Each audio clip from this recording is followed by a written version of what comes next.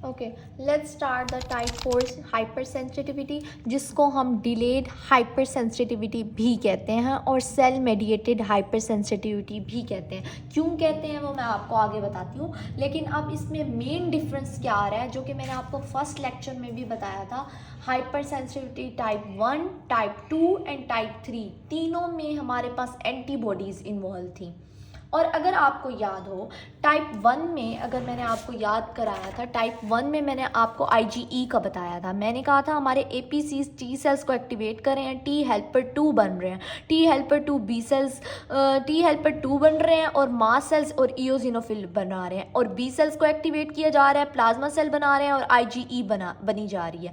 तो उसमें क्या थी, IgE इन्वॉल्व थी। फिर हम टाइप 2 पर आए थे, टाइप 2 पे भी हमने IgG और IgM का पढ़ा था। अब हम आ जाते हैं, फिर हमने टाइप 3 हाइपर सेंसिटिविटी, जिसमें मैंने इम्यून कम्प्लेक्सेस बना के दिखाए थे और मैंने कहा था इसमें भी हमारे पास IgG और IgM है। अब हमारे पास आ जाते हैं डिलेड, इसमें क्या चीज़ अब नॉर्मल हो गई है, क्या चीज़ बहुत ज़्यादा बन रही है हमारी बॉडी में, क्या चीज़ ओवर एग्जैजरेट कर रही है। बेसिकली इसमें एंटीबॉडीज़ इन्वॉल्व नहीं है, इसमें हमारे पास टी सेल्स इन्वॉल्व हैं। अगर आपको अडॉप्टिव आर्म वाले चैप्टर याद है, उसमें मैंने आपको बताया था सेल मेडिएटेड में टी सेल्स होते हैं, और जो हमारे ह्यूमरल होते हैं उसमें हमारे बी सेल्स इन्वॉल्व होते हैं, क्योंकि उसमें एंटीबॉडीज़ थी।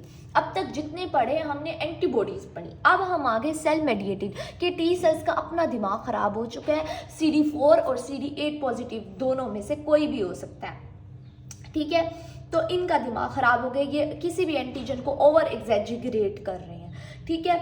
अब होगा क्या, एक इंपॉर्टेंट MCQs है, सबसे पहले तो आप वो नोटिस कर लो। उसमें क्या है कि इसमें उन्होंने सबसे पहले ये बताया कि टी लिम्फोसाइट्स इन्वॉल्व हैं, ना कि हमारी एंटीबॉडीज़ इन्वॉल्व हैं। और उन्होंने कहा है कि जिस इंसान को, for example I am the person, I have a hyper sensitivity type 4, तो मैंने किसी को अपना ब्लड ट्रांसफ़र करना है और मुझे टाइप 4 हाइपर सेंसिटिविटी है, तो बेसिकली अगर मैं अपना सीरम उसको लगा भी दूँ ना, तो उसको मसला नहीं होगा।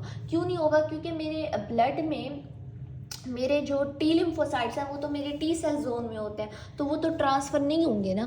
तो अगर किसी इंसान को टाइप 1 थी, टाइप 2 थी और टाइप 3 थी, उनमें IgE भी जा रही है, IgG भी ब्लड में जा रही है उस इंसान के, तो उनको हाइपर सेंसिटिविटी हो सकती है। लेकिन ये जो टाइप 4 है, ये not transfer bye a serum, ये सीरम से ट्रांसफ़र नहीं हो सकती, क्योंकि इसमें एंटीबॉडी इन्वॉल्व नहीं है और एंटीबॉडी घूम रही होती है हमारे ब्लड में। अच्छा, इसको हम डिलेट क्यों कहते हैं, बिकॉज इसमें हमारे पास टी लिम्फोसाइट्स ने एक्टिवेट होना है। टी लिम्फोसाइट्स को एक्टिवेट होने में टाइम लगना है। सबसे पहले APCs ने किसी भी मैक्रोफेज को, किसी भी पैथोजन को इनगल्फ करना है, उसको जाके रिप्रेजेंट करना है हमारे टी सेल्स में। टी सेल्स ने सिग्नल 1 रिसीव करना है, सिग्नल 2 रिसीव करना है, फिर वो एक्टिव हो जाएगा, फिर वो जाके रिस्पॉन्स शो करेगा। तो इसमें लगना है टाइम, इसलिए हम इसको डिलेड कहते हैं। Simple is that. और ये होती है हमारे 2 दिनों के बाद स्टार्ट हो रही होती है, मतलब 24 से 48 आवर्स के बाद मोस्टली चांसेस होते हैं कि ये होगी। लेकिन जो हमारी टाइप 1 हाइपर सेंसिटिविटी थी वो बहुत जल्दी और रैपिड हो रही थी, अगर आपको याद है, IgE मेडिएटेड, ठीक है। अब आ जाओ, इसमें हमने 2 एग्जांपल्स पढ़नी है। बेसिकली अगर मैं स्टार्ट कराऊं तो मैं आपको ये टेबल दिखाऊंगी। ये टेबल अगर आपको आ गई ना समझ, तो आप लोगों को पूरी बातें समझ आ जानी है। अच्छा, अब इसमें ना उन्होंने हमें टाइप 4 हाइपर सेंसिटिविटी, पहले मैं थोड़ा सा पेज पे बताती हूँ, फिर मैं आपको पहले इसका मैकेनिज़्म बता देती हूँ और उसके बाद मैं आपको एक्सप्लेन करती हूँ। ओके, अब हमारे पास जो टाइप 4 हाइपर सेंसिटिविटी है ना, उसमें हो क्या रहा है बेसिकली। टाइप 4 हाइपर सेंसिटिविटी, उसमें हमने कहा कि हमारे जो टी सेल्स हैं ना, CD4 पॉजिटिव टी सेल्स और CD8 पॉजिटिव टी सेल्स, जिनको हम साइटोटॉक्सिक टी सेल्स कहते होते और इसको हेल्पर टी सेल्स कहते थे, ये ओवर एग्जैजरेट कर रहे हैं किसी भी एंटीजन को। अब हो क्या रहा है, हमने एक चीज़ पॉइंट पढ़ी, उन्होंने हमें ना टेबल फॉर्म में एग्जांपल्स दे दी। अब इसमें ना हम 2 एग्जांपल्स मेनली पढ़ेंगे। नंबर 1 एग्जांपल हम पढ़ेंगे कंटैक्ट डर्माटाइटिस पढ़ेंगे, ठीक है।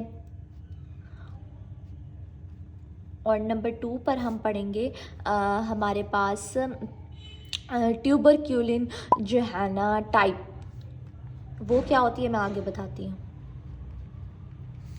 Type 4 hyper sensitivity main. अब इसमें क्या हो रहा है, इस कंटैक्ट डर्माटाइटिस में हम CD4 पॉजिटिव और CD8 दोनों एक्टिवेट हो रहे हैं, दोनों ही अपना रिस्पॉन्स शो करें, लेकिन ट्यूबरलिन में सिर्फ CD4 positive T cells activate हो रहे हैं। अच्छा, जिसमें CD8 positive T cells involve हो जाएंगे ना, जिसमें भी, जिस टाइप में भी, जिस एग्जाम्पल में, वहाँ बहुत स्वेयर रिएक्शन आएगा, क्योंकि आपको पता है जो CD8 पॉजिटिव टी सेल्स हैं वो सेल्स, हमारे सेल्स को भी साथ इन्फेक्टेड सेल्स को किल कर देते हैं, जिसकी वजह से बहुत ज़्यादा नुकसान हो रहा है। लेकिन अगर सिर्फ CD4 होंगे तो थोड़ा माइल्ड होगा, मतलब एक लिहाज से थोड़ा कम नुकसान होगा हमारी बॉडी को, ठीक है। और टाइप 4 हाइपर, जो जितनी भी टाइप्स हाइपर सेंसिटिविटी है उन सब में हमें ही नुकसान हो रहा है, क्योंकि हमारे टी सेल्स भी किसी नॉन पैथोजन चीज़ को बहुत ओवर एग्जैजरेट कर रहे हैं, ठीक है।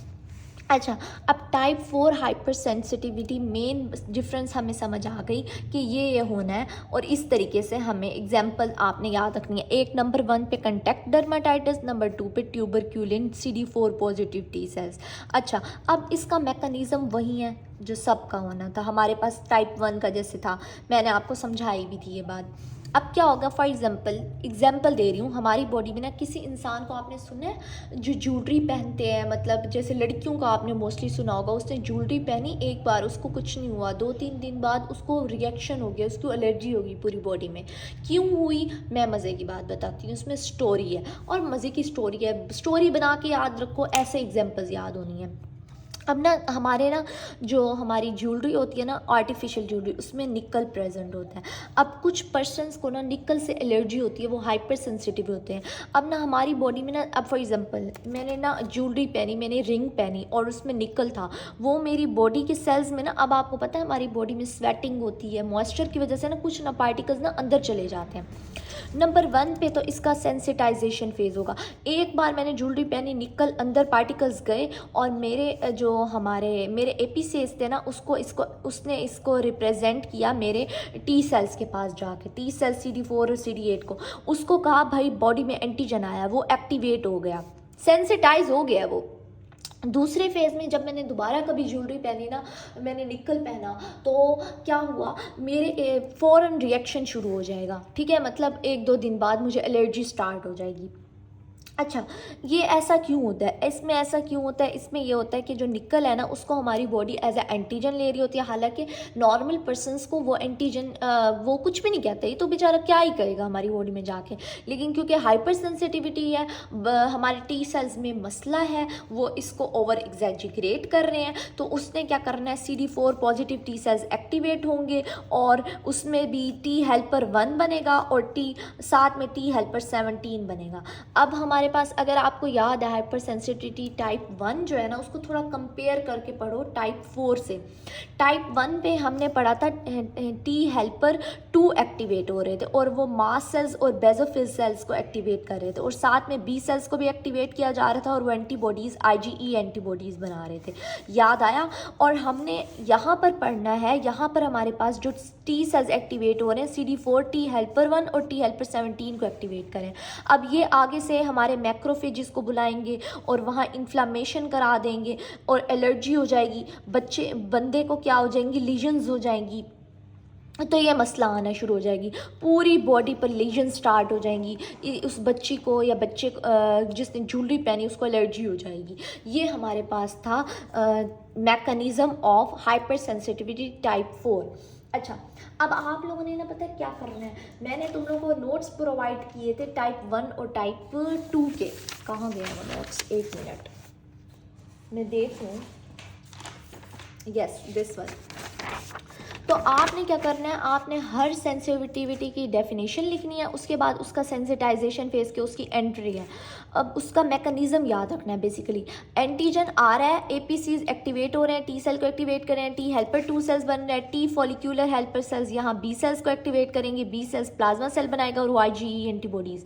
लेकिन हमारे पास जो टाइप 4 सेंसिटिविटी है, उसमें जो भी एंटीजन आ रहा है, मतलब फॉर एग्जाम्पल निकल आ रहा है जो कि नॉन पैथोजन है, उसमें एग्जाम्पल्स आपने याद रखनी है, उसमें एपीसीज टी सेल्स को एक्टिवेट करेगा, CD4 एक्टिवेट होंगे, और वो टी हेल्पर 1 और 17 में कन्वर्ट हो रहे हैं, ना कि टी हेल्पर 2 में।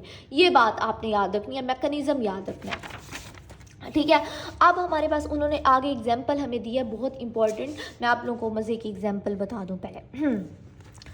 अच्छा, आगे उन्होंने एग्जाम्पल दिया, एक तो निकल की एग्जाम्पल उन्होंने कहा कि CD4 एक्टिवेट हो रहे हैं, लेकिन फिर उन्होंने आगे से कहा हमारे पास ना कुछ, आप लोगों ने नाम सुना होगा, हमारे कुछ प्लांट्स होते हैं, हम ना जब स्कूल में होते थे ना, हमारे प्लांट्स होते थे, उनमें से ना वाइट कलर का एक मटेरियल सा निकलता था कुछ पत्तों में से, और हम कहते थे ये तो जहर है, ये पॉइजन है, इससे दूर रहना। लेकिन वो हम नॉर्मल पर्सनस को पॉइजन कुछ नहीं कहता, लाइक जो हाइपर सेंसिटिव होते हैं ना पर्सनस, उनको कहता है। ठीक है, उनमें क्या होता है, पॉइजन ओक होता था और आईवी होता था। इसमें क्या होता था, ये पॉइजन होते हैं प्लांट्स में, अगर वो किसी इंसान को टच हो जाए ना वो पॉइजन, उस बंदे को ना रिएक्शन शुरू हो जाता है। उसमें क्या होगा, वो बंदे हाइपर सेंसिटिव हैं और उसमें CD4 पॉजिटिव टी सेल्स भी एक्टिवेट हो रहे हैं और CD8 पॉजिटिव टी सेल्स भी एक्टिवेट हो रहे हैं, जिसकी वजह से ब्लिस्टर्स बनेंगे, मतलब आपकी स्किन डैमेज हो जाएगी, आपकी स्किन पे टच हो रहा है ना वो जहर, वो पॉइजन। अच्छा, अब उन्होंने यहाँ पर कहा हमें, मैं अब आपको पूरा पैराग्राफ ये बताती हूँ। सबसे पहले उन्होंने कहा हमारे पास जो कंटेक्ट हाइपर सेंसिटिविटी है ना, एग्जाम्पल ऑफ हाइपर 4, उसमें हमारे पास सबसे पहले उन्होंने निकल की एग्जाम्पल दी, फॉर्मल्डिहाइड की एग्जाम्पल दी। उन्होंने कहा कि ना इससे क्या होगा, ये एक्ट करेंगे एज अ हेप्टीन। हेप्टीन क्या था मैं बताती हूँ आगे। अच्छा, हेप्टीन में हमें पता है कि मैकेनिज़्म हमें ये पता था कि हेप्टीन कोई भी ड्रग होती है, कुछ भी होता है, निकल फॉर एग्जांपल एज ए हेप्टीन जा रहा है, वो हमारी बॉडी में हमारी ही प्रोटीन, कैरियर प्रोटीन को उठाएगा और उसका स्ट्रक्चर चेंज करेगा और उसको एज ए एंटीजन शो करेगा, और हमारे टी सेल्स एक्टिवेट होंगे, टी सेल्स टी हेल्पर 1 बनाएंगे और टी हेल्पर 17 बनाएंगे और हमारी बॉडी में रिएक्शन शुरू हो जाएगा। ठीक है, तो अब ये वो कह रहे हैं हमारे पास आगे इन्होंने बात की, जो हमारी स्किन की प्रोटीन्स होती हैं ना, उनको ये क्या करता है, प्रोसेस्ड करता है और प्रेजेंट करता है CD4 पॉजिटिव टी सेल्स को, और टी सेल्स डिफ्रेंशिएट हो जाते हैं टी हेल्पर 1 में और टी हेल्पर 17 में, और हमारे पास लेटर स्किन कंटेक्ट में जो निकल है ना, वो इन्फ्लेमेशन कॉज करेगा और हमारे पास क्या हो जाएगा, स्किन डैमेज हो जाएगी।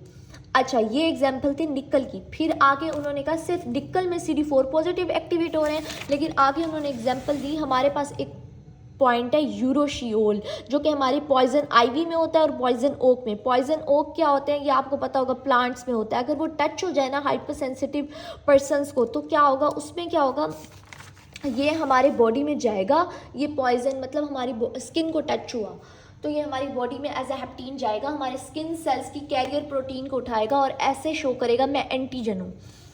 एंटीजन के तौर पे शो होगा, हमारे CD4 पॉजिटिव टी सेल्स भी एक्टिवेट होंगे, CD8 पॉजिटिव भी। CD4 कैसे एक्टिवेट हो रहे हैं, APCs रिप्रेजेंट करेंगे इसको, एंटीजन को, पॉइजन ओक, जो कि जिसमें होता है यूरोशियोल।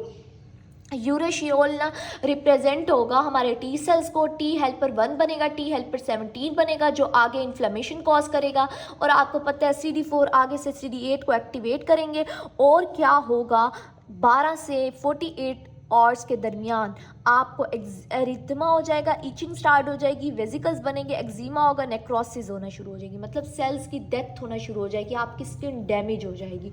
तो ये क्या है, कंटेक्ट डर्माटाइटिस है। अब आपने पता करना है कि आपको समझ आ गई मैकेनिज़्म क्या है, आपको हाइपर सेंसिटिविटी टाइप 4 की मैकेनिज़्म समझ आ गया कि इसमें CD4 पॉजिटिव और CD8 पॉजिटिव इन्वॉल्व हो सकते हैं।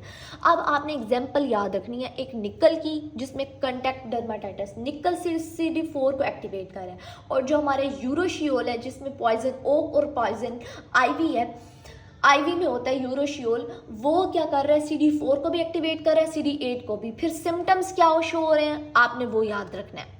जैसे आपने टाइप 3 में एग्जाम्पल्स याद रखी थी ना, और आपको सिम्टम्स याद थे सीरम सिकनेस में और आर्थस रिएक्शन में। आर्थस रिएक्शन में सिर्फ 2 सिम्टम्स थे, एडिमा था और हेमरेज था।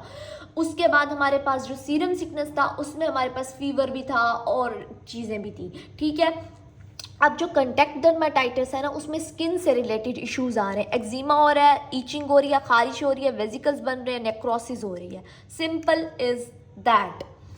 अब उन्होंने हमें एग्जाम्पल दी है ट्यूबरक्यूलिन टाइप हाइपर सेंसिटिविटी। अब इसका क्या मकसद है देने का, मैं आपको बताती हूँ। ये भी आसान सा, ये हमने ऑलरेडी भी पता है। अच्छा, अब आपने कुछ लोगों से सुना हुआ होगा, मैं अब आपको ना थोड़ा सा मास्टर्स एग्जाम्पल्स देती हूँ। जो लड़कियाँ हैं ना, जो कि मुझ जैसी हैं, बहुत ज़्यादा स्किन केयर की ना, जैसे फ़ैन होती है ना, वैसे हैं। मैं भी ऐसे ही हूँ, मेरे पास हर टाइप का विटामिन सी रखा हुआ होता है, मैंने बहुत चीज़ें यूज़ की हुई हैं। और अब ना कुछ मेरी बहन है, सिस्टर ही है, उसको ना विटामिन सी सूट नहीं करता। उसने जब विटामिन सी यूज़ किया ना, आपको पता है vitamin C for the brightness होता है, और ये एंटीऑक्सीडेंट होते हैं इसमें, और ये हम स्किन पर यूज़ कर सकते हैं, और लेकिन इसकी क्वांटिटी इनकैप्सुलेटेड में होनी चाहिए। तो मतलब थोड़ा बहुत लड़कियों, आप लोग अपनी स्किन का भी ख्याल रखा करो। अच्छा, आप लोग मेरे हाथों को देख के ये इमेजिन ना करना कि मैं इतनी प्यारी नहीं हूँ। बेसिकली ना मुझे मेलाज़्मा का इशू है, तो मैं इससे रिलेटेड भी अल्फ़ा आरबीटून ये चीज़ें यूज़ करती रहती हूँ। तो जेनेटिक्स भी हैं बेटा, जेनेटिक्स से तो नहीं लड़ सकते ना हम। अच्छा जी, अब क्या हो रहा है कि अब किसी को विटामिन सी सूट नहीं करता, उसको क्या हो जाती है, उससे एलर्जी हो जाती है। तो वो क्या होते हैं, टाइप 4 हाइपर सेंसिटिविटी है उनमें। उनमें टी सेल्स ना विटामिन सी को एज ए एंटीजन लेता है, लेकिन नॉर्मल पर्सन में ऐसा नहीं होता। तो आपने बेसिकली ना, आपको समझ आ जाएगा मैकेनिज्म हो गया है, टाइप 4 हो कैसे रही है। अच्छा, उसके बाद इसलिए ना हमें ना जो आपने स्किन से रिलेटेड जितने भी आपने डॉक्टर से भी सुना हुआ होगा, या यूट्यूबर्स हैं, हमारे इन्फ्लुएंसर्स हैं, कायनात फैसल है, मरियम परवेज़ है, एक और डॉक्टर है, बहुत अच्छा नाम भूल गया मुझे, मैं कभी दिखाऊंगी तुम लोगों को जब मैं ना स्किन रिलेटेड कोई वीडियो बनाऊंगी तो। अच्छा, तो वो कहती है पैच टेस्ट किया करो, वो भी इस एरिया पे, अपने रिस्ट वाले एरिया पे ना पैच टेस्ट पहले कर लिया करो, अगर आपने ग्लाइकोलिक एसिड यूज़ कर रहे हो, ताकि ना आपको रिएक्शन ना हो जाए। तो ना कुछ लोग हाइपर सेंसिटिव होते हैं, उनको रिएक्शन हो जाते हैं, तो इस वजह से हम कहते हैं पैच टेस्ट कर लो।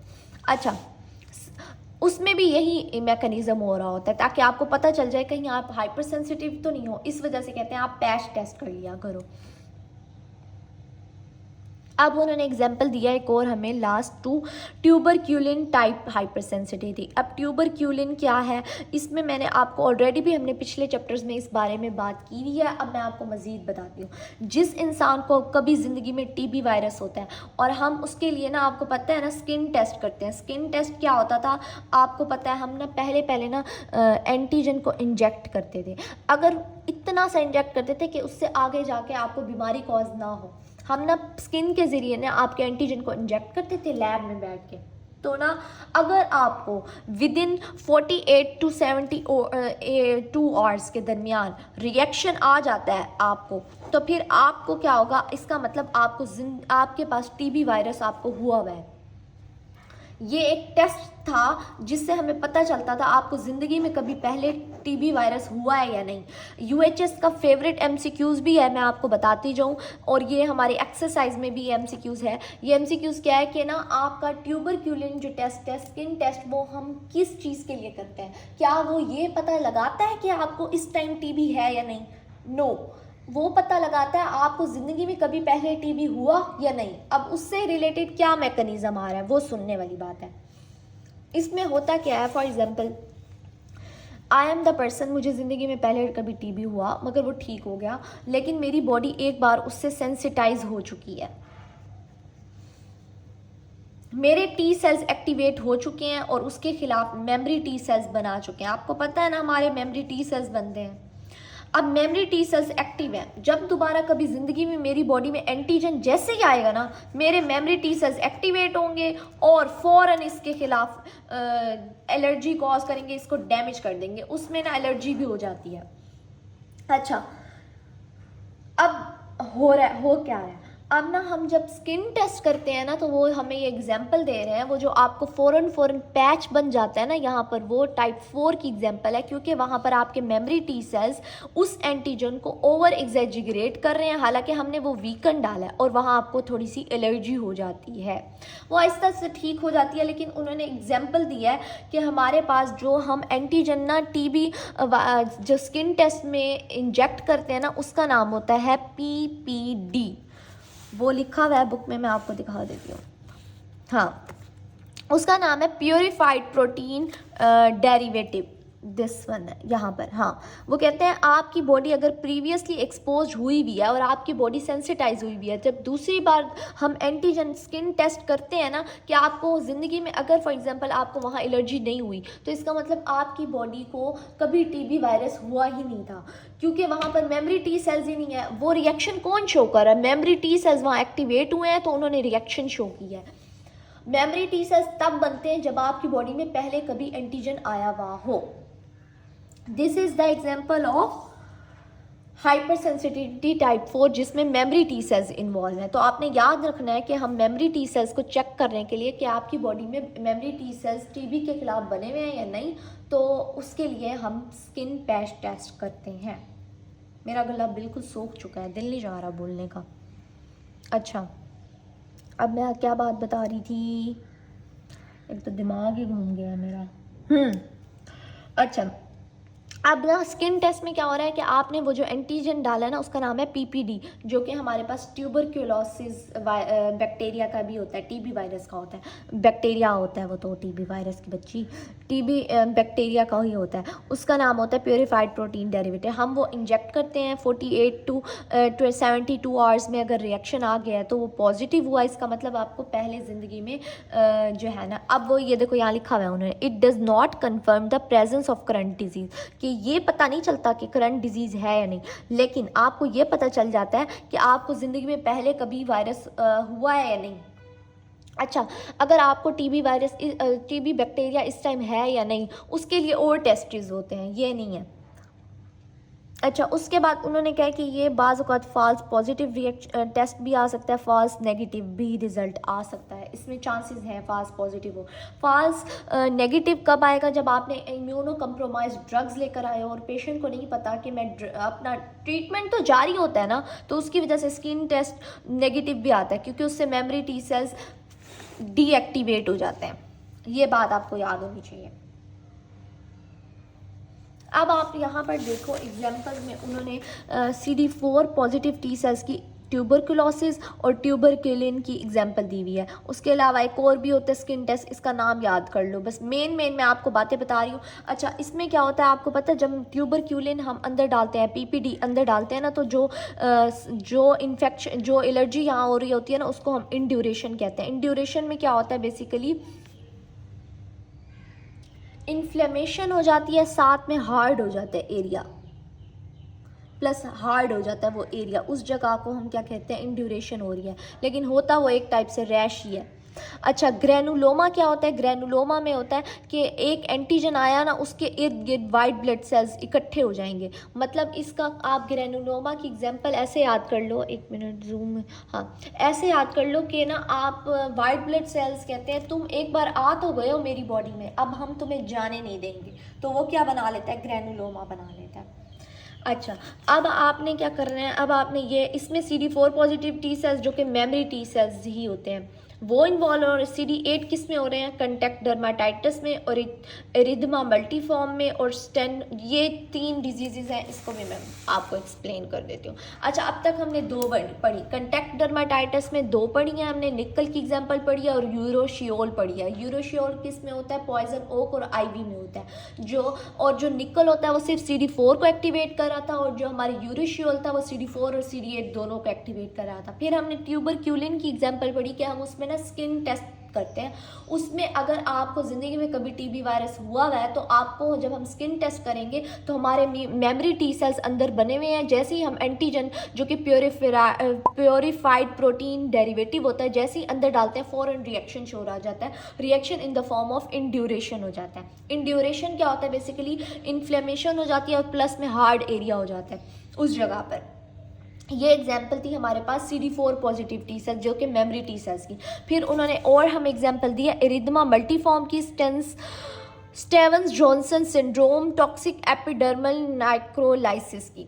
अच्छा, इसमें इन्होंने क्या कहा है कि ये क्या होता है एरिथमा, इसमें ना आपने एक से लिख देना है, ये हमारे पास CD8 पॉजिटिव टी सेल्स को एक्टिवेट कर रहा होता है और क्या कर रहा होता है, रिएक्शन शो कर रहा होता है।